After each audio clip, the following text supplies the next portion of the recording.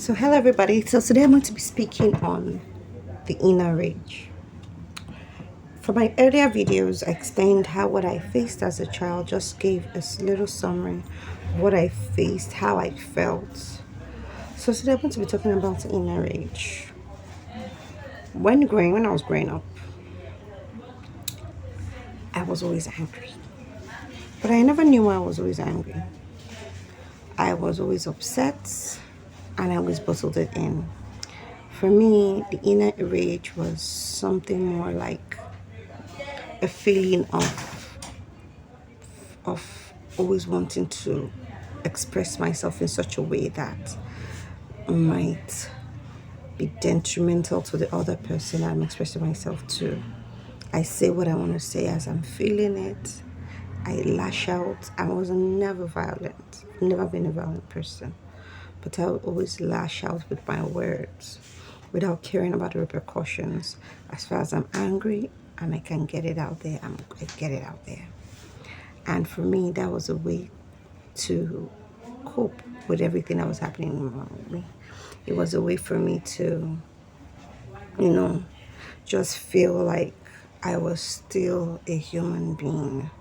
That was just a coping mechanism for me. So I would just lash out, unleash on the person there. I would get angry. I would wish I was dead. I would wish that, and when I do everything that I did, I wish I could go back in time and say, what I did was wrong. I shouldn't have done that like this. But it happened like that.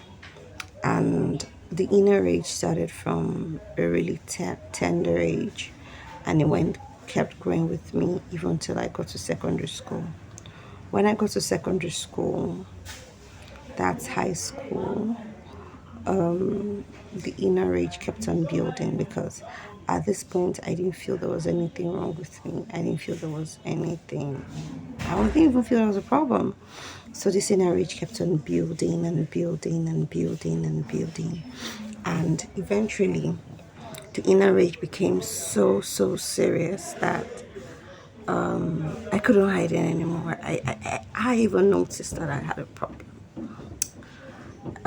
I tried so many methods. People say when you're angry, write it out on a sheet of paper, burn it. It didn't work. Some people say take it to a tree, nail it on the tree. It didn't work. Some people say when you're angry, take a nail and nail on the tree. It didn't work. Some people say when you're angry, talk about it.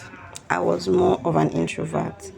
So I really didn't want to talk about my problems. I didn't want to talk about how I felt, what I felt, what was going through my head, or my mind, what I was thinking. I didn't feel like talking about it.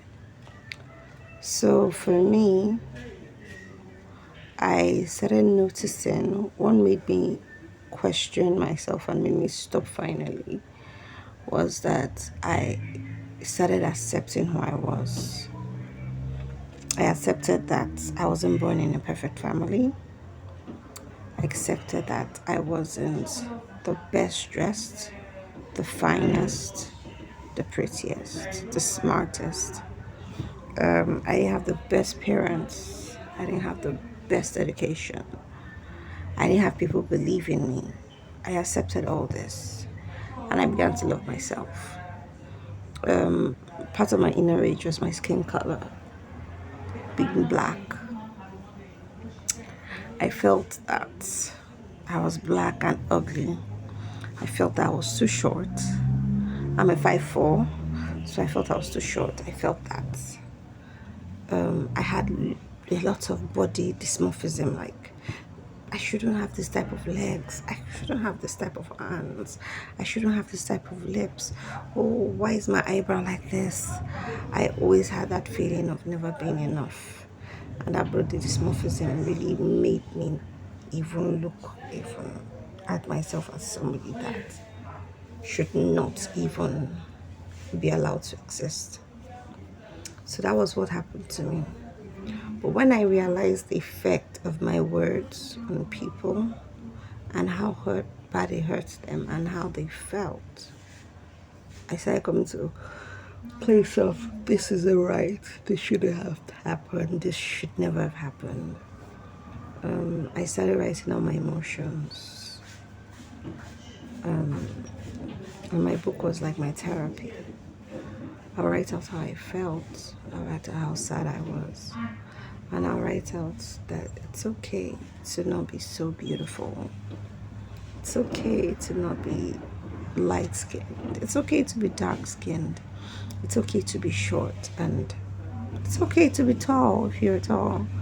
It's okay to be me. It's okay.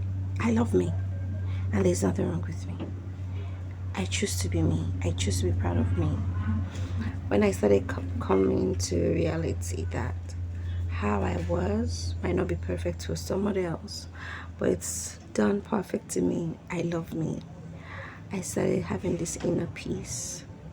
The inner rage started reducing, and I started forgiving more.